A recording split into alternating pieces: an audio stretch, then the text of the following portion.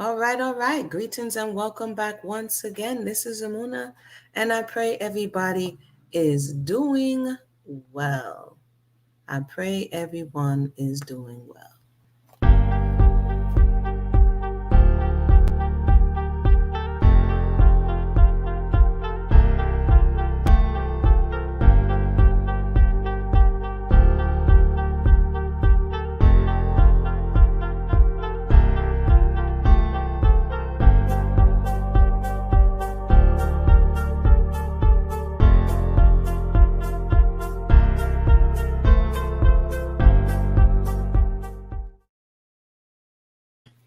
All right, all right, all right. 2 days in a row. Usually, y'all already don't know. Greetings and welcome back once again. This is Amuna. And like I said, I pray everybody is doing well.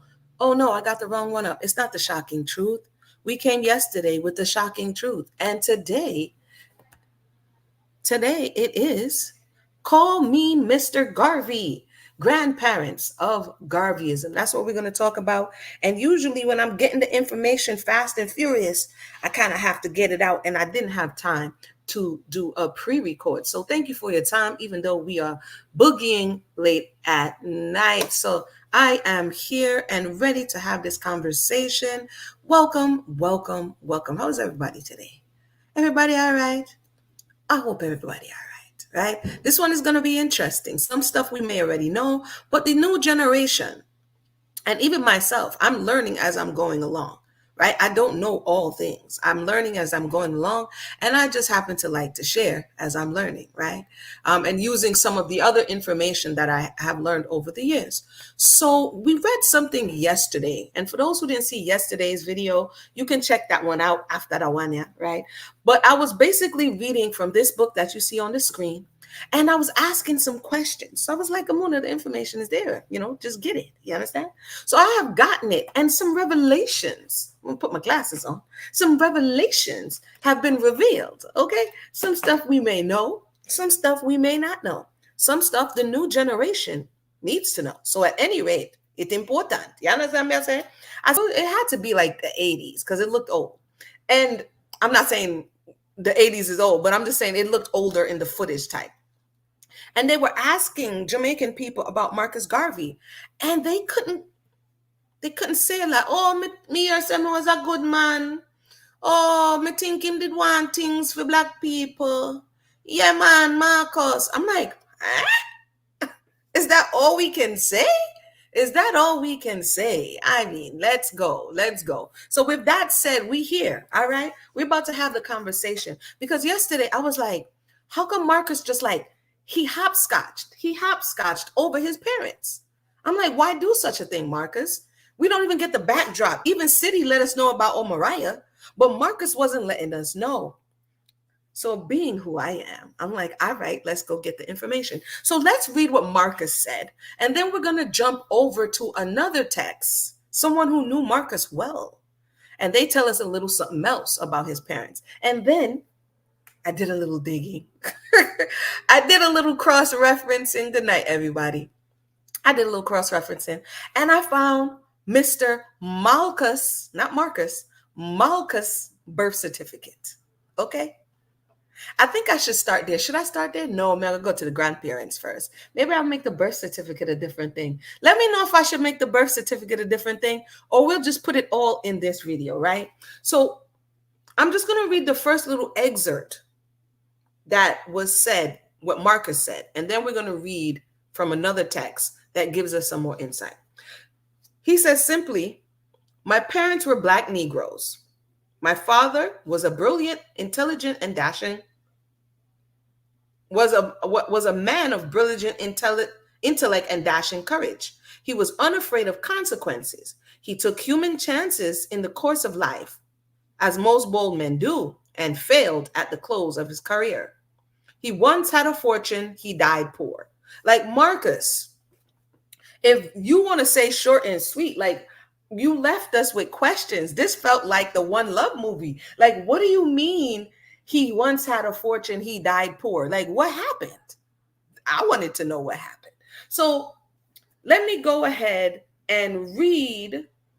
Actually, no, before I read, let's name Marcus's parents for context, right? And someone put it in the chat yesterday. I forgot who did it, so I'm not trying to not remember, but shout out to you. I'll look again and see who did it. But his mother was named, I have it all written down here in my hand, Sarah Jane Richards. Okay. And his father was named Malcus Messiah Garvey. Malcus. Malchus. Malcus. Now, sometimes in these records, transferring of records, people will be like, oh, they wrote it wrong. But no, in all of the records, for the early part, his name was Malcus. And I'm here to tell you that Marcus was also Malcus. So I think we're going to start there. I'm going to share my screen and show you some of the records, and then I'm going to read the account. Oh, yeah. The grandfather of Malcus was William. That was Sarah Jane's father. And where are we? No, William was Malcus's father, and George was Sarah Jane's father. Sorry about that. William was basically Malcus or Marcus Garvey's grandfather. And so now we're going to go into some of the records that I was able to cross-reference to get this information. I'm going to come and read in a little bit, but I'm going to cross-reference now to get this information. So y'all stay right there. I'm going to share my screen. I'm going to start with his grandfather. So just to confirm what I am saying, here we are. Let me, I hopefully you guys can see this. Hold on one second.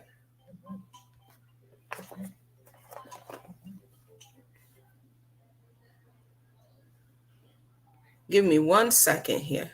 Did you guys see that just now? Because I saw it and then it disappeared. Hold on 1 second. Let me try it again. How come I not see it? Wait. Let me see something. No, I hit panai. Oh, there it is. Let me know if you can see it. Let me take off the thing off the screen. Maybe that will work. Let me take off the overlay. All right. So here is the, and I'm just going to go over some of the things that's in it, and then we're going to move along here. Here is Marcus Garvey's grandfather's death certificate. So he becomes important later on in the little story that Marcus gave us, right? So William Garvey is his name. St. Anne's Bay is the district of death. He died in 1891 in February. That looks like 27th of 1891. Winders Hill, St. Anne. Keep that in mind, because later on in the story when Bob, look, I'm still on Bob. Later on in the story when Marcus says he lived next and he played with white little girls and little boys and they lived around, Winders Hill, later on I learned, is where this was. So they basically inherit this property from his grandfather who died in 1891. Remember, Marcus, they said, was born on 32, where was he born? Market Street, if I'm not mistaken. Right? But then he says his father's other property. Well, this is the property that he inherited from his grandfather, his paternal grandfather, which is William Garvey in 1891. So around the time Marcus is, when he's born, 1887, 88, 89, 91. He's about 3 going 4 years old. Okay. So his grandfather was a male widower. He was 86 years old, and he was also a mason or a stonemason. And it says that he died from natural causes. Okay. It says he dies, and Malcus, Malcus, Garvey was present at his death. So this is Malcus Sr. This is the father who was present at the death of his father, William. Okay, so we're going to have 2 generations of Masons. His grandfather was a stonemason. His father was a stonemason, and it looked like Malcus, later on Marcus, did not want to go in that stead. Okay, I'm going to go over now to Let me see what you guys are seeing on my screen. Okay, you guys are seeing me able to switch here. Now this is the marriage certificate. All right. The marriage certificate of, if you look closely, Sarah Jane Richards and Malcus Messiah Garvey. So this is Malcolm. This is Marcus Garvey's parents' birth. Marcus Garvey's parents' marriage certificate. And they got married in 1889 in St. Anne's Bay. You can see it right there, St. Anne's Bay, and then you see the signature down at the bottom, okay? So at the time of, he was a bricklayer, he's a mason, stonemason, and he's a bachelor at the time, but he's older, he's 52 years old, and she's 42, so he's 10 years her senior at the time. That's interesting because later on that cycle, remember this whole cyclical way that nature comes and does its thing, it repeats later on again in Marcus Garvey's life. And then here, if we go over, we see the parish that they're hailing from, and then we see the names of the fathers, right? So when I tell you guys that the marriage certificates have a lot of information because you can go back on both sides, these things are precious, precious, I tell you. Okay, so William Garvey, who we just saw his death certificate in 1891, and George Richardson is Marcus Garvey's maternal grandfather.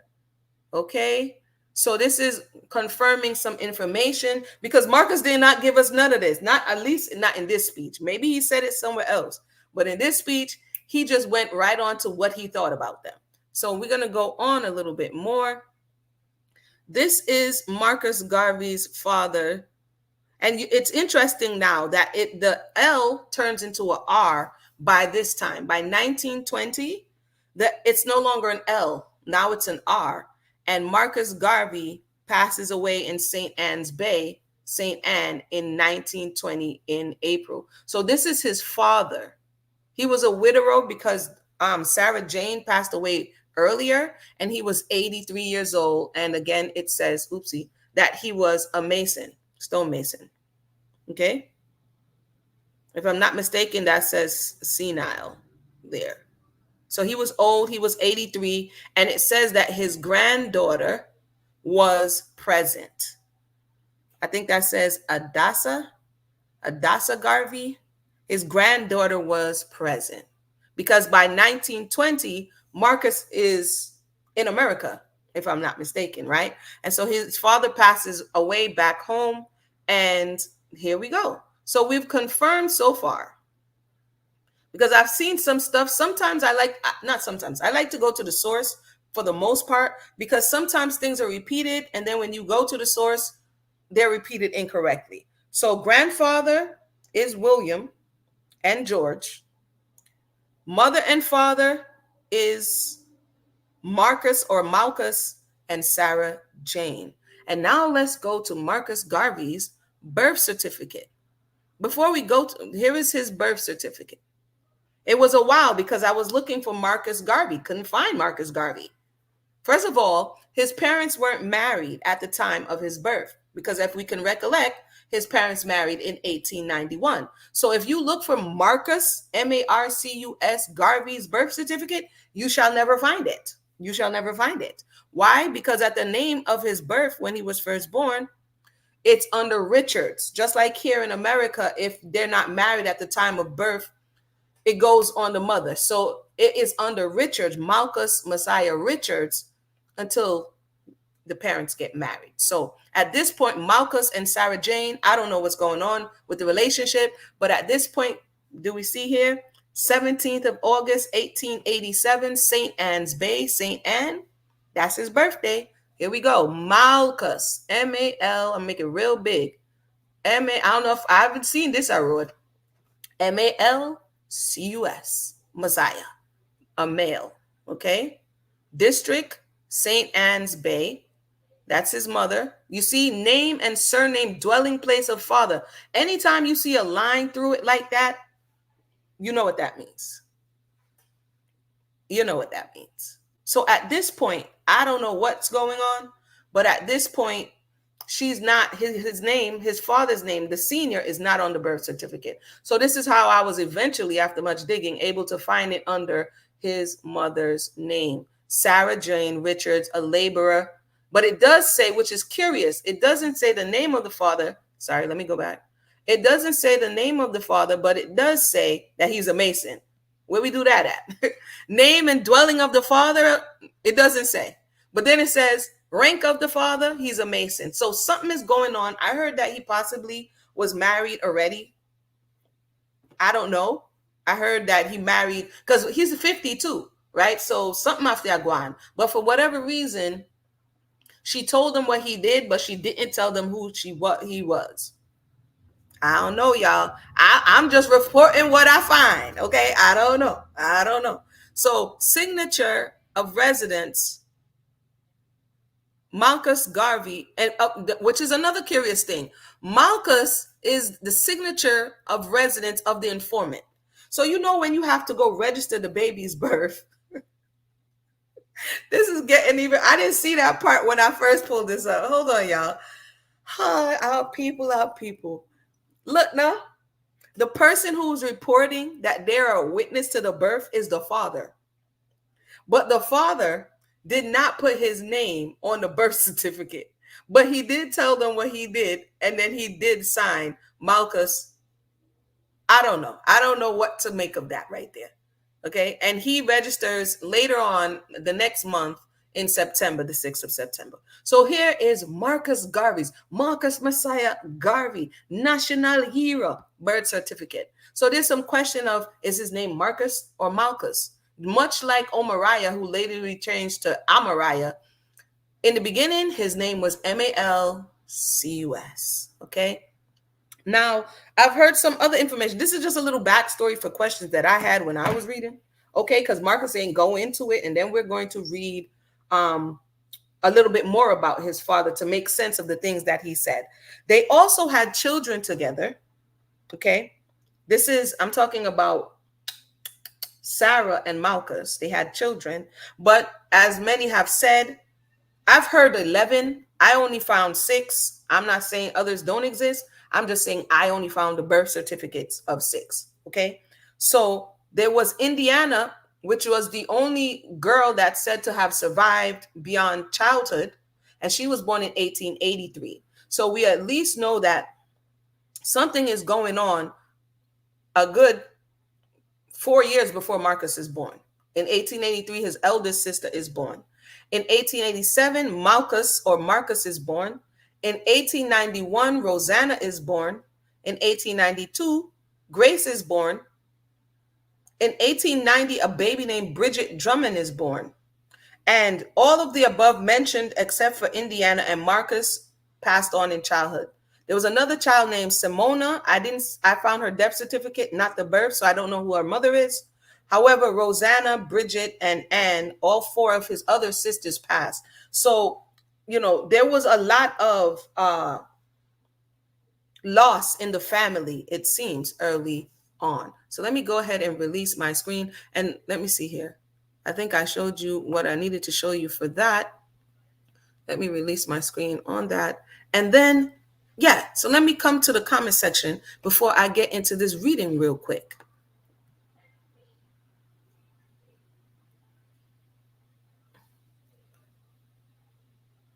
Let's see. What do you guys thought about that? Was that a treat? It was a treat for me because I was over here like, come on, man, give me something. Because Marcus was being too evasive for my taste. You know what I mean? I'm like, Marcus, this sounds like you were writing an outline. Like you meant to fill it in, but you didn't get around to it. We got all of this about the provisional president, and we got 2 lines about your daddy. Like, what's going on, Marcus? They're the granddaddies of Garveyism. We need to know more. Okay? We need to know more. I plan to get some information on Brother Garvey. My parents, savvy lady says, and grandparents had major respect for the brother. Now my grandmother, it was 95. Oh, great. All praise be to the Most High. 95. Wow. She told me she played with the money the UNA had.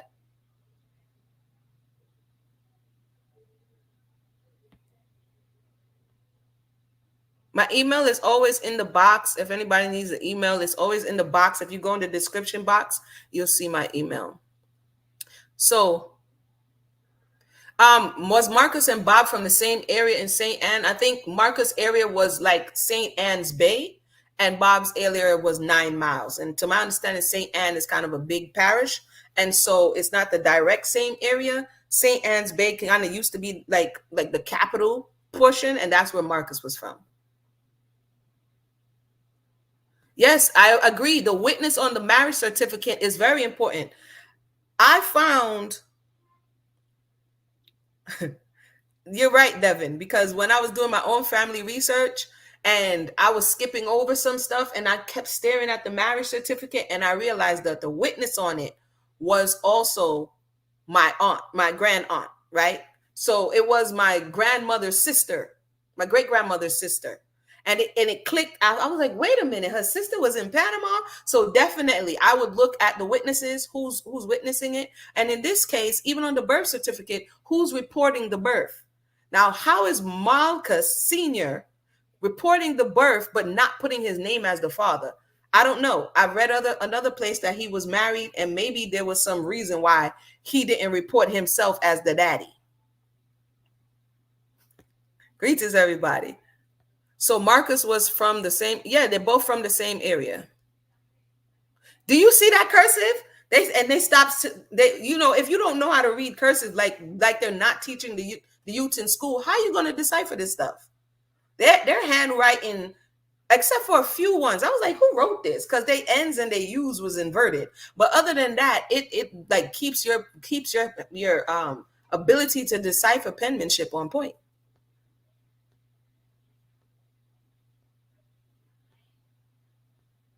I don't know if he was on the run. I heard that he was married to somebody else.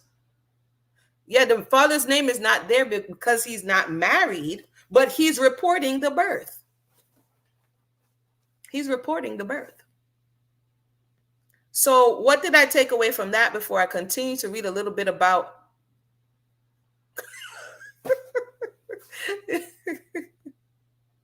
Listen, Monique, I'm going to save that for another video. Y'all know I think I found Little Miss Playmate.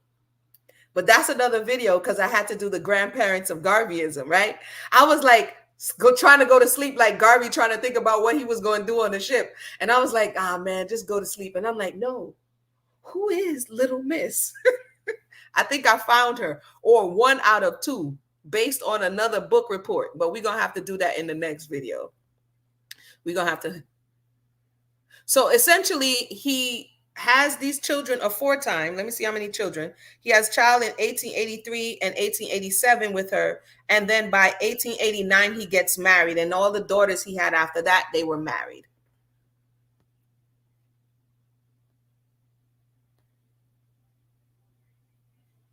It's been said by historians that he was I heard that he was Jamaican and maroon. I'm hearing that. So that's what I'm going to go and read now. Now we are going to read, now that we got up to date. So what I took away from that is that maybe there was a name change somewhere along the line, and that initially their name was Malcus Garvey. And then later on, the L became an R and he became Marcus Garvey. Also that his parents got married 2 years after he was born. And that from what I see, 4 of his sisters passed in childhood, and the surviving sister was Indiana. So let's go forward. And that his mother's name is Sarah Jane Richards. His father's name is Malcus Mosiah Sr. His grandfather's name is William Garvey. And his other grandfather's name is George Richards. So we're going to continue. Because yesterday, I'm like, Marcus, why didn't you why didn't you? So let's go forward now. So coming from this book that's on the screen, Garveyism, Garvey and Garveyism, this was written by Amy number 2. Remember, we're going to get into that as we go along with this conversation. This was written by Amy Jacques, Amy number 2 after Amy number 1, right? So let us read a little bit. It says here, Let me see if I could put this on the screen. Let me see if I could put it on the screen. How come I don't see it? All right, I'm just going to read it. Where is it? Negro, here it is. Okay. Okay, I have to move it. All right, there we go. Okay, so this says, this is coming from the book Garvey and Garveyism, written by Amy Number 2. She says, because remember, let me go back to what Garvey said about his father. Garvey said, "My father was a man of brilliant intellect and dashing courage. He was unafraid of consequences. He took human chances in the course of life, as most bold men do, and he failed at the close of his career. He once had a fortune, and he died poor." So now we're about to find out, okay? Garvey's father, who was always an enigma to his neighbors in St. Anne's Bay, St. Anne, the Garden Parish, is said to have been a descendant of the Maroons. So this is who's telling the people that, when was this book written? Hold on. Garvey and Garveyism. The book was written, published 1973. So let's continue. All right, 1973. All right. It says here, it's said to have been a descendant of Maroons, an 89-year-old Jewish lady who knew both Mr. and Mrs. Garvey well, being a resident of that parish herself, described them as follows. Mr. Garvey was a master mason, and we saw that all over the records. Him and his dad were masons. He did both stone and brickwork beautifully, but he always acted as if he didn't belong among the villagers. He was well read and gave advice as a local lawyer. Because remember, chip no far fall from the block in certain situations, right? Unless you consciously trying to change. So Marcus didn't just pop up one day and become who he was. He had to be cultivated and influenced by the energy and people around him. He was silent, which was the opposite of what his son would become, stern, seemed to have the strength of an ox. His complexion was not very black, but his features were broad and his nose flat. He was Mr. Garvey to everyone, even to Sarah, his wife, and his children. That's what the name of this stream is, Call Me Mr. Garvey, okay? Because Mr. Garvey Sr., granddaddy of Garveyism, was like, bruh, call me Mr. Garvey. Imagine your wife have to come in and say, Mr. Garvey, you ready for eat now? What? She was just the opposite to him. Wait, let me pause. Because of his mother, he says, my mother was sober, conscientious Christian, too soft and good for the time in which she lived. She was the direct opposite of my father.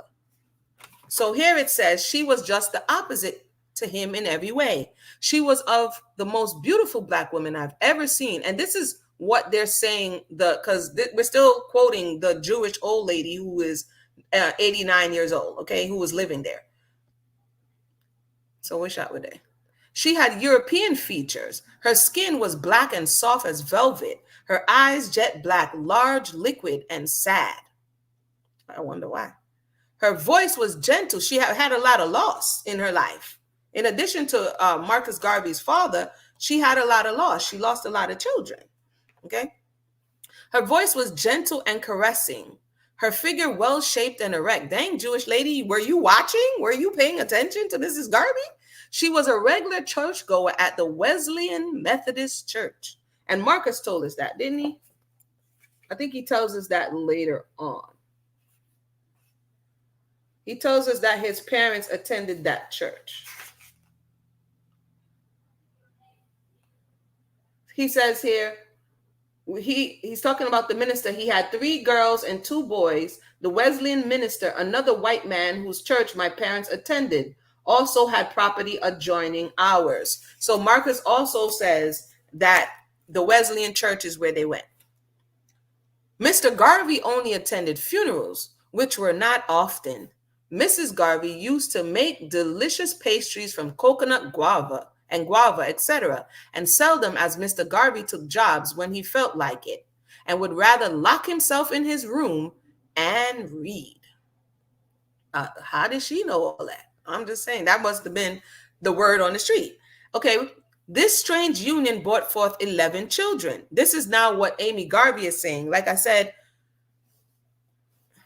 but all except Indiana and Marcus died in childhood. I don't see the other 11. Like I said, I only found 6. He may have had them earlier in life. He was the youngest, and although all the other boys had biblical names given them by their mother, yet Moshe, as he was called, had been named Marcus by his father, who believed in planetary influences. And again, I don't know what was up with the L. It looked like Malcus, but yeah, potato, potato. And said, any boy born under the planet Leo, the sun, when the sun is in the ascendancy, is bound to be a leader in his line. Did his father go into his bag? Did the father go into the stargazing bag? Mrs. Garvey wanted him named Moses, so he compromises and added Messiah to Marcus. And she said, I hope he will be like Moses and lead his people. In the domestic arrangements, Mr. Garvey dwelt apart. He built a large room several feet away from the home. In this room, he housed his books and newspapers. And later on, if I'm not mistaken, something similar was said of Marcus, how he threw himself into his work and how he would be in the room and how he would be reading. And his room, he was housed his books and newspapers. He lived there when he wanted to be alone, and that was almost always. He stored imported canned foods, fruits, cheese, and biscuits so that he could read and munch to his heart's content without interference. So him just never want to show up as a father, like, or as a husband, like you just hide away in that room. Mose grew up very close to his mother. He was her baby, her comfort, her handy one. She was co-owner with a single brother of a property at Chalky Hill. When pimento and citrus came to reaping time, she went to Mose to help in the reaping, selling and bringing back her portion of the proceeds. Crop time was a big time for him, as his ma would be sure to give him something new from her allotment. Such trifles as Moshe wants did not worry Mr. Garvey. He was too engrossed in himself and his brooding. So sometimes you could have a father, a parent, a guardian there, but they're not there. Mentally, they're not there. Emotionally, they're not there. And a situation like this would cause a father wound, right? Moshe was puzzled over his father's moodiness and abstraction. He used to sit by the sea and wonder why his old man was so cross, why his mother was so patient with him.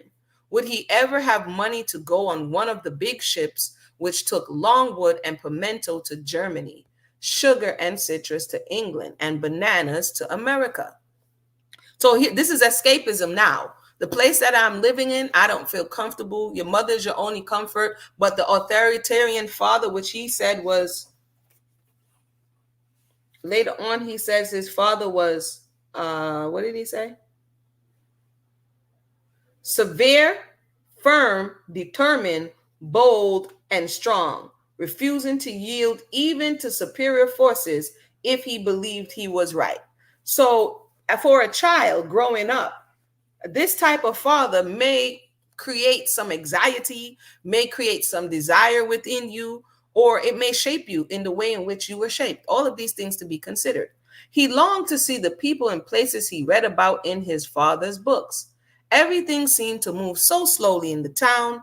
The big plantation owners sent their children to England, to high schools and colleges. The small planters sent their children to Kingston, the capital, for higher education. He had hopes he would go there too. So Marcus is like, bro, I'm trying to get out of here, fam. I'm trying to get out of here. You understand? But his father's peculiar disposition, his unreasonable stubbornness was causing him to lose his properties. Remember what Marcus said. He said he once had a fortune. He died poor. He didn't tell us what happened. I guess he told his wife, and now his wife is telling us. It says here, For 20 years, he had been getting newspapers from Mr. Gall, the owner publisher, and understood it was a gift for what Mr. Garvey read. Others in the village would be sure to read. So it went until the owner died. And when in winding up his estate, his executors sent Mr. Garvey a bill for £30 or $150. He refused to pay. What did Malcus say? He refused to back down if he thought he was right. He was sued and contested the case, lost, and still refused to pay claim and cost. So by the court order, one of his properties was attached and sold for less than its value. Mr. Malcus, Sir Garvey, what? So you will get freebie paper for 20 years. And the man them say, at 20 years, may I give you paper, and a time for you pay. And him say, him a got court. Forget this, me not pay you, because I give you, give me. And me I take your got court. Okay, fine. You thought it was a gift. You thought you had a case. So you went to court and lost. Then refused to pay. And them take away one of your property them. According to Amy, number 2, he became more irritable as he felt that he was unjustly dealt with. Sir, he quarreled with a neighbor about a boundary line of a few feet, with another about cutting down a cedar tree which he claimed. And so he was in and out of court, losing each time as costs piled up against him, until he lost all his lands except just a house spot. So now we know why he said that his father once had a fortune and he died poor. Did Malcus adapt some of this behavior? Like keep going full steam ahead, even though, you may need to rethink things? It says here, so at 14, Mose had to leave elementary school and was apprenticed to his godfather, Mr. Burroughs, to learn printing. At a small country print shop, one learns everything in connection with the trade. Besides, Mr. Burroughs had many books, and the wise heads of the town would drop in, especially on market days, to swap news and discuss happenings. After 2 years, something else happened at 14, the little playmate that we're going to revisit in another video. But after 2 years, Mose was full of knowledge, but his pockets were thin. Them joints was lacking. It says he was always reminded when he asked for a raise that he was learning a good trade. So I'm going to stop there because we're going to pick up when he ends up going to Kingston. I'm going to stop there because wow. That gives us some insight on some of the gaps that were present in the story. So now when we read it again, the story kind of makes sense because she filled in the holes. He really just gave us an outline. And I don't think he was all that proud of the way in which his father handled his family, his business, and therefore, he kind of just brush it because he's not a man of little words. So for the fact that he didn't go into detail shows you that it's something that he didn't necessarily want to talk about. And having that type of father, like I said before, creates within the person, the young man growing up, especially a young man and a woman, but it creates a father wound. It creates a father wound. I'm gonna read a little bit about father wounds. It feelings of abandonment. People may get into risky types of behavior. It fosters anger, depression, anxiety, self-sabotaging behaviors, fear of rejection, or a sensitivity towards rejection.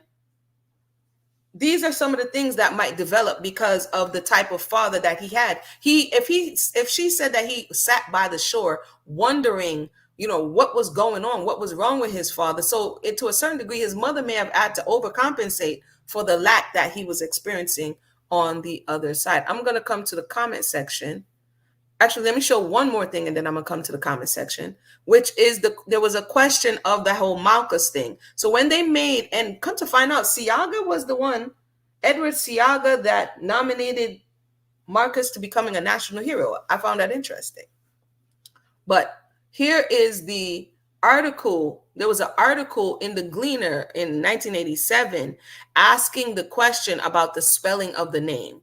And the person says to the editor, "Sir, I'm grateful to Mr. Clinton, the distinguished archivist and historian, for confirming the observation that I previously made in two letters to the Gleaner published in May 27th, 1981 and April 11th, 1986 regarding the spelling of the name of our first national hero as Malcus and not Marcus." So it's like, oh, Mooney, you reading into this. What? The man's name is Marcus. Why are you trying to change it? Yeah, it was Malcus. It was Malcus. It says, in the first letter, I mentioned that the father's name was also Malcus. Moreover, Mr. Editor, it was Garvey's father himself who was the informant on his son's birth certificate. And we just saw that. We literally just saw the birth certificate. And the declaration of his own name was clearly signed by him on the 6th of September, 1887. I like how this man thinks. As Malcus Garvey.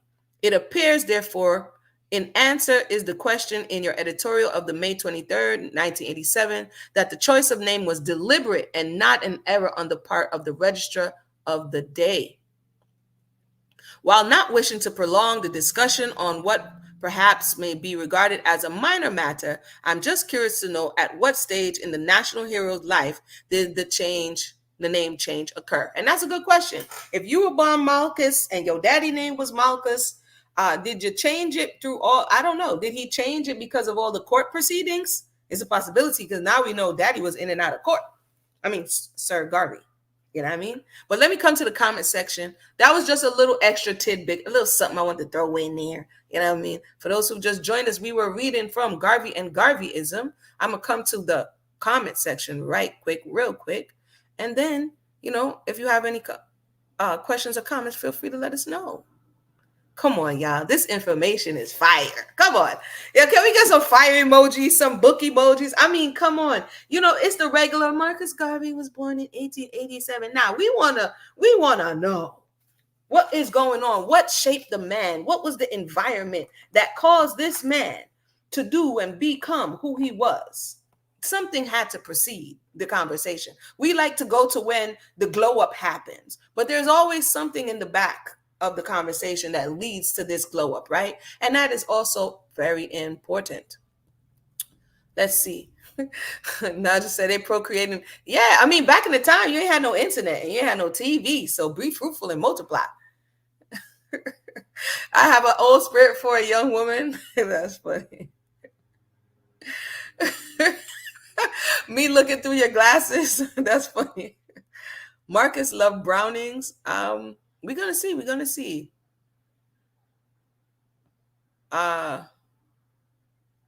Most Honorable Marcus Mazari Garvey. That's who we're having a conversation about today.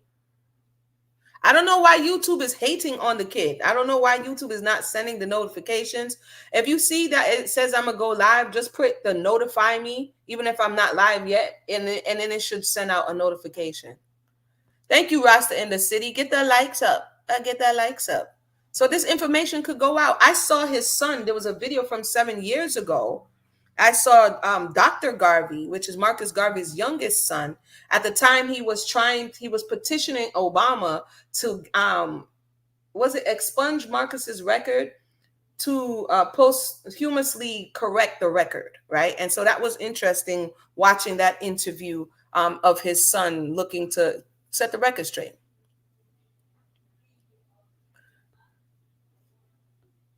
Yeah, I mean, was he a serious man, or was something else going on with him? Because he sounded more than serious to me. He sounded a little miserable. If you arguing with your neighbors, okay, that's one thing. Taking your neighbors to court, isolating yourself from your family, locking up in your room, according to the record, making your wife call you Mr. Garvey. Like, what's going on? What's going on? I watched an interview today with Copeland Forbes, one of Bob's former tournament.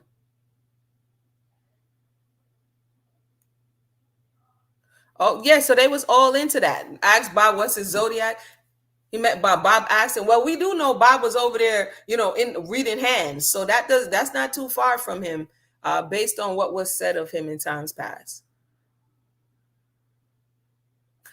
So Beth Lady said, I saw that book. It's an older book, the book Garvey and Garveyism in the House. Definitely some of this stuff we gotta brush off because it's not even the older generation. It's the younger generation that's coming that if they don't know this stuff, they're busy watching all type of extracurricular stuff. And not knowing this stuff is a waste. It's a waste because you wasted all of this knowledge, all of this wisdom, all of this insight.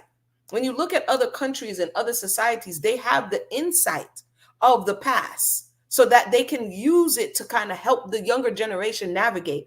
But people are like, Muna, why are you doing this? And why are you doing it in this format? To engage all of the generations so that this conversation will just go beyond YouTube. And do you know about this person? Right? Do you know about what they were trying to do? Do you know what they did right? Do you know what they did wrong? How would you have done it better? Do you know the forces that were up against them? Do you know the personal demons they were battling? Right? So all of this I think is very important to the narrative as a whole. And so, this is why we do these things. Nadine said there could have been some mental, emotional instability in Malcus. Yeah, they could have. There's possibly the way his father was moving, a little bit of a recluse and kind of lashing out in that way. Like, bro, you was getting free paper for like 20 years, fam. And maybe you didn't know. And then they came and said, bruh, pony up. And you're like, no, I'm taking you to court. And then you lose and you lost your property. Like, your property was worth more than 30 shillings. It was not shillings, 30 pounds, way more. And you were willing to lose your property.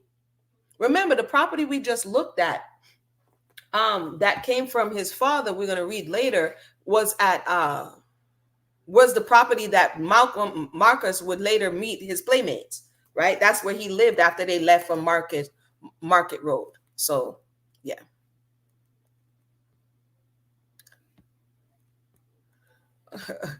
Yeah, he was a bit. Yeah, I think it has to do with it's all connected. It's learned behavior, and this is also showing us why it's important to know our parents' story. Because we think like, oh, we're just an original, and nobody has ever done this before. And sometimes we're walking right in their footsteps, whether we know or we don't know. And it's best to know so that you can know what pitfalls to avoid. The Jewish lady had all the Garvey's teeth. I'm telling you, she was like, yeah, and what happened was, I'm like, lady, how you knew? She was watching them like TV. It's always said that Marcus and his father had a complex relationship due to the incidents of the father being strict with Marcus. Fire signs. That's what I'm saying. This joint is fire. This joint is fire. Come on, y'all. Come on. Come on. Amsa says she met his son, and yes, he had some anger issues, and we could see where the extension of the anger issues would come out from. In the beginning of the book that we read yesterday, if you missed that episode after this, you could check it out. He was basically like, yes, it was the tough gang. Nobody can test me. I was strong and manly, and I made them respect me. I developed a strong, forceful character and have maintained it still. Strong, forceful? Why are you beasting on people, Marcus? Where's all of this coming from? Where's all of this coming from? So let me see. Her father's name became before 97. No, I'm Nicole. Yeah, if they were married, the father would be on the birth certificate. In this particular case, I just found it curious that the father was the informant. Usually you will have whoever's in the house is the informant. It could be the mother, it could be a older child, it can be an aunt. I've seen all type of informants, but I've never seen, this is the first time seeing and all these birth certificates I'll be looking through, it's the first time seeing the father be the informant but not put his name, but put his occupation. It was a mark that he put. And basically he was named when he was born, Marcus Mosiah Richards, later Garvey. Yes, Mr. Julius Garvey is his son's name. Fire emojis. Yeah, we're going to get to that. He was stunned at one point, him and his wife. Bob behaves like a Capricorn. Let me drink my tea. Y'all are funny.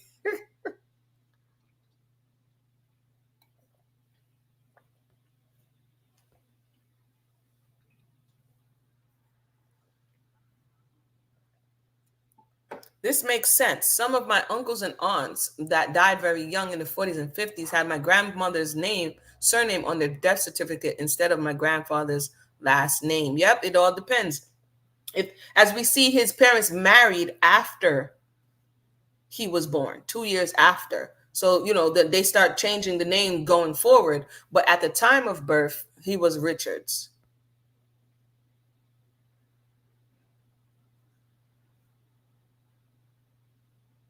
Yeah, we're gonna get to some of that. The book goes on. I stopped there because I just kind of wanted to get to the grandparents of Garveyism. Let me see if I stopped too short. Hold on one second. Because they go on to talk about, she goes on to, yeah, no, she goes on to talk about when he goes to Kingston. So I wanted to hold that for the part when he goes to Kingston. But the fact that the grandfather was imperturbable and like for choir with people, and that Malcus had to leave school. Remember, he told you that he had went to 2 schools and he was an apprentice. He had to leave school. I guess he's saying because his father lost all their money. Mm-hmm. Mm-hmm. That's a good question. Were the neighbors the father took to court white or black? If it was the former, then it was a losing battle from day one. And that would be something different. I would have to find where to find the court records, right? Where to find, because those would be funny to read. They would be like, what's the argument though? They would be funny to read. And much like his father, later on, Marcus defends himself in court. You understand? When the whole situation happens in America, Marcus comes to his own defense. So he saw a lot of this behavior prior, right? Yeah, it looks like he was his mother's boy and his father's temperament. It looks like it. Yeah, there is a need for healing. There's a need for this conversation because oftentimes we only go to the part that we can feel proud about. But the reality is, when he sat in his room, when he was saddened, when he was felt defeated, and when he went back to England, what was he feeling? When he didn't have the pomp and he didn't have the pageantry and he didn't have the millions of people and he wasn't, what was he feeling? Where was he? Did he go back to that young boy? You know what I'm saying? Emotionally, because if we don't have emotional wellness and mental wellness, sometimes some of the people that's trying to make the most changes in the world is because we're not able to affect our immediate environment. So the hope is that if we can affect everyone else, then that will kind of bring some balance. And to some degree, I think I can see, but from what I'm seeing and reading of him, he was trying to affect the world more so than affecting his own personal space. Because his mother dies, I think his mother dies when they go to Kingston. His mother dies in 1908, if I'm not mistaken. Yeah, she dies in 1908. I didn't find the death certificate, but that's when they're saying that she died. So the fact that he says the things that he says, basically calling his mom's weak, it's like, bro, what, huh? Basically calling her weak. And hold on, let me go back there again, and then I'm gonna wind down. Let me give the invite here if anybody wants to come and share their thoughts. Oopsie.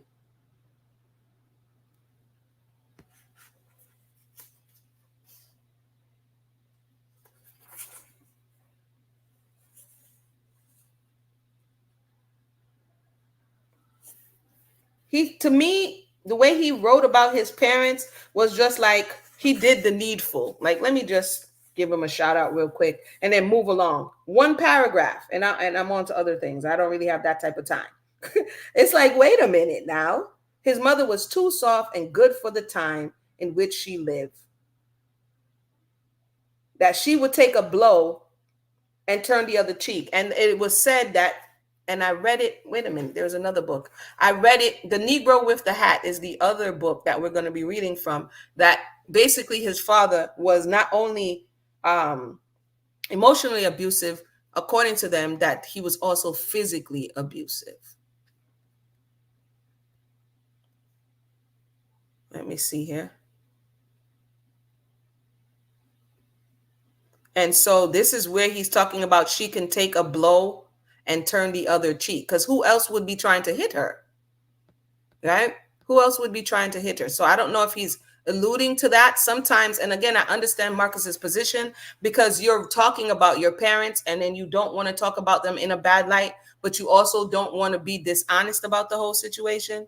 And so, yeah, he speaks of his mother in these terms, that she could take a blow and turn the other cheek, which it's said that he's referencing the father's abuse. So let me go ahead and read a few more.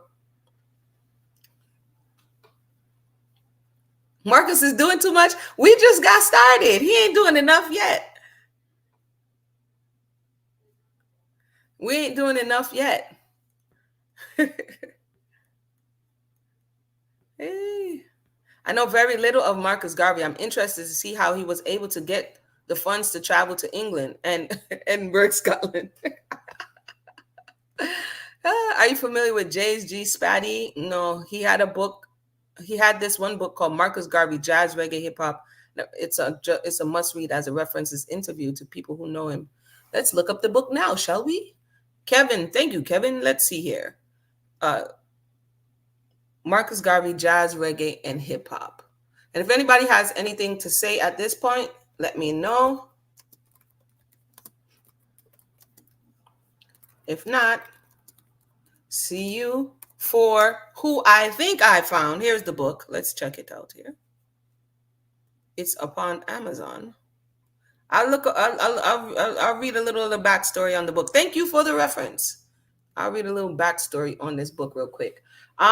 So with that said, we're going to see you next time because I got a little tip here about who could have possibly been,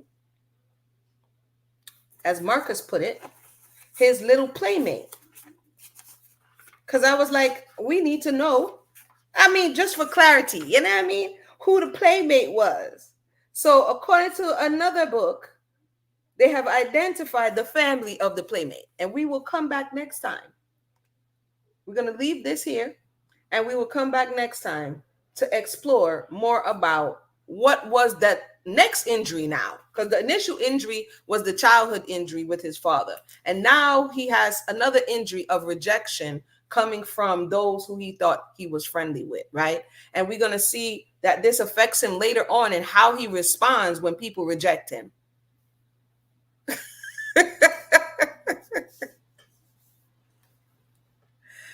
This is the business Marcus didn't want. He wanted to keep that secret. But he wrote about the playmate.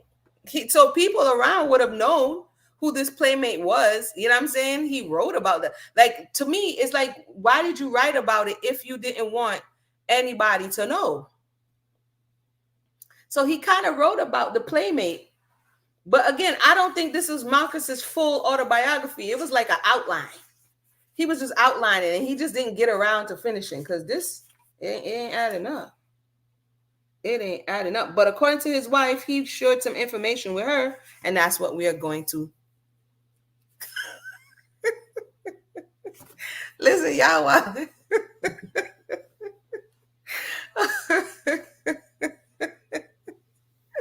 Listen. That's crazy. That's crazy. Look, I'm going to go to commercial real quick, and then I'm going to be... I am going to get into... I had to take a break. I was having Bob overload. I was like, Bob, City, Sedella, Rita. I was having Bob overload, so we're going to do that as a bonus. We'll circle back to that as a bonus. I kind of needed to decompress a little bit. After 30 plus episodes of the saga of all things Bob and Rita. So we're definitely going to come back to that at a later time as a bonus to the series, giving us some time to kind of process, right? And we didn't go too far. We didn't stray too far because Marcus, he inspires Bob, right? And so it's interesting to see the type of person that Marcus was. So I have not forgotten. Yeah, his eyes do tell a story. I believe that. Let me go ahead and go to commercial break, and I will be right back. Yeah, the autobiography of Malcolm X. was interesting. I remember reading that like I was like 12, 13 years old. And you know, it's a thick book too. I was like, woo, this is interesting. I don't know. I don't know. I don't know. I don't know. I don't know. It's a lot. I mean, I don't think they're in the same region. I don't know how far 9 Mile is from St. Anne's Bay. I could definitely look that up. But I don't know if Omaraya had oh, that they were related to Marcus. Mm, I don't know. I'm gonna run this little commercial break real quick for the pumpkin seed book. Like last week, I was doing a little green cleanse, people, and I really eat the stuff that I wrote in this book, and I was making a little pumpkin seed egg conversation because the protein in the pumpkin seed, when you blend it up, it gets fluffy when you cook it up. And so it's an excellent, excellent way to get pumpkin seed in your diet. And so it's fire. You put a little curry powder on that, you know I nothing more. You know I nothing more. Let me go to the commercial. I'm soon come back. Listener, all of this jokes and reading got me feeling a little hungry. Do you guys come with your snacks ready, or do you think it's time for an ital food break? The Russ and him Empress say, yeah, ital food break. So listener, this is Imuna, and not only do I read and write novels, I also do a little something, something. Well, a kind of big something in the kitchen, right? So I wrote this amazing Hey Pumpkin cookbook. Inside, pumpkin seed milk, carrot punch, smoothie, listener, even jerk tofu strips. But the tofu is made from pumpkin seeds. So join me on a culinary adventure with the pumpkin seed as we explore the benefits of this green superfood. You already know potassium, zinc, it is loaded and highly beneficial. Again, a high source of iron, zinc, magnesium, vitamin E, and it helps boost the immune system. This book, as well as Island Twist, is available on Amazon today. So go on over and let's get back to the story. All right, for today, the story, I wrap up. I'm Succession Purpose. Hey, Pumpkin. Yeah, test out the recipes. Let me know how they go. Yeah, because you know, just eating the pumpkin seeds sometimes straight out, it's kind of like, eh. But you cannot make pumpkin seed milk. You cannot take the pumpkin seed and make plant-based vegan like mayonnaise or veganese. I know. I don't know what's up, Empress. I see that. When I type it in, for some reason, I'm seeing that. I don't know why Amazon is doing that, but I'm finding the same issue. And I don't know. I might have to call them. I said that before to fix it because when you put in Island Twist, only the journal comes up, not the actual book. So I don't know what that is about, but definitely they're gonna have to fix that. But if you go to if you go to the book and then you click on actual my name, then all of the other books will come up as well, right? So you can find it as that. It's just an extra step. I don't know what's really good with Amazon and that. Anywho, thank everybody for all your support. Thank you for sharing your thoughts. Thank you for coming together as a community for us to have this very important conversation about those who came before us, the realities of history, to know that, you know, we walk in their footsteps, we stand on their shoulders, we could continue to build, to reform, to learn, to grow. You know what I mean? That there's nothing new under the sun. You understand? And learning from the mistakes of those who came before us will help us to shore up our path going forward. And definitely share this to the younger generation. You know what I mean? Share this to the younger ones who think it's all about the TikTok and all about the extraness and not realizing that one day when them sit down and them have to realize, say, what are we doing with our lives? You know what I mean? They need to understand the history as well. So with that said, thank everybody for tuning in. And like I said, I'll be back with more reading on Sir Marcus Messiah Garvey. All right? Everybody have a blessed night. Fire emoji. Wait. This is so much fun, says Monique. I already excited about the next Latin American or Caribbean historical figures biography. Well read. There's a lot of them out there. That's what I'm saying. We need to read them. Who are going to read them if we don't read them? Who are going to share them if we don't share them? You understand me, I say? What have to do with job? Them tell we but we not listen. And like, oh, I haven't been singing in a while. Now I know what's missing. Now I'm gonna have to insert some songs every now and then. All right, everybody have a blessed night.